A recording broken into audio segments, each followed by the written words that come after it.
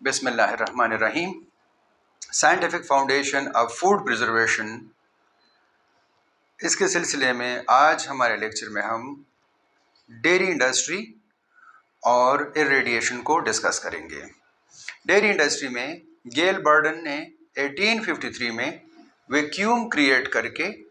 Milk को preserve कर दिया था, उससे मॉइस्चर को रिमूव कर दिया था और उसको फिर 1856 में हर्मेटिकली सील्ड कंटेनर में उसकी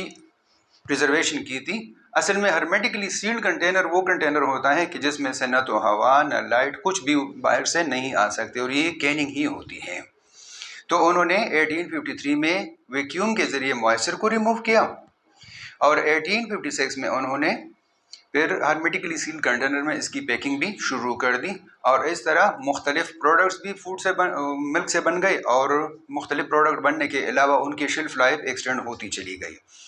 तो डेयरी इंडस्ट्री में जो डेवलपमेंट आई थी वो गेल बर्डन के टाइम से शुरू हो गई थी और ये आगे चलती रही और मुख्तलिफ किस्म के प्रोडक्ट्स बनते गए और फिर इसमें से रेफ्रिजरेशन वगैरह उस पे से फूड कमोडिटीज़ को रखने से उसकी शेल्फ लाइफ मज़ीद बढ़ती गई, क्योंकि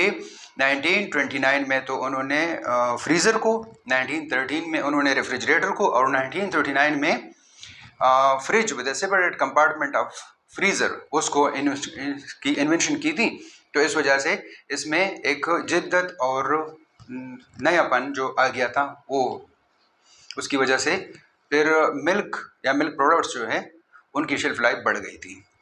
इसके बाद है इरेडिएशन। तो अल्फ़ा बीटा गेमा और एक्स रेज इसको इस्तेमाल किया जाता है फूड प्रिजर्वेशन के लिए, लेकिन अल्फ़ा बीटा गेमा रेज की जो स्ट्रेंथ होती है या जो इनकी पावर होती है वो पेनिट्रेटिंग पावर इनकी एक्स रेज के मुकाबले में कम होती है और उसको फोकस तो किया जा सकता था लेकिन उसको उनकी जो पेनिट्रेटिंग पावर थी वो कम थी, जबकि एक्स रेज की पेनिट्रेटिंग पावर ज़्यादा, लेकिन उनको फोकस या कंसंट्रेट करना मुश्किल था। तो उन्होंने जो शुरू में काम किया विलियम ब्रेंटन और ने 1895 में और हेनरी बेकरडेल ने 1896 में इसको इस्तेमाल किया फूड के प्रिजर्वेशन के लिए। उन्होंने फर्स्ट इस मेथड को इस्तेमाल किया एक्स रेज को और फिर ये middle of the 20th century में फिर इस तरीके को बहुत यूज़फुल टूल के तौर पर लिया गया फूड प्रिजर्वेशन के लिए, ताकि जो फूड में मौजूद माइक्रो ऑर्गेनिजम्स है ये उसको स्टेरिलाइज कर सके, उसको डिस्ट्रॉय कर सके और फूड की शेल्फ लाइफ वो एक प्रोलॉन्ग पीरियड तक उसको प्रिजर्व किया जा सके और उसको बाद में इस्तेमाल किया जा सके। तो ये असल में साइंटिफिक फाउंडेशन थी जो डेयरी इंडस्ट्री की वजह से भी आई थी और जो इरेडिएशन की वजह से भी आई थी, जो रेज हैं एक्स रेज हैं उसके इस्तेमाल की वजह से। Thank you.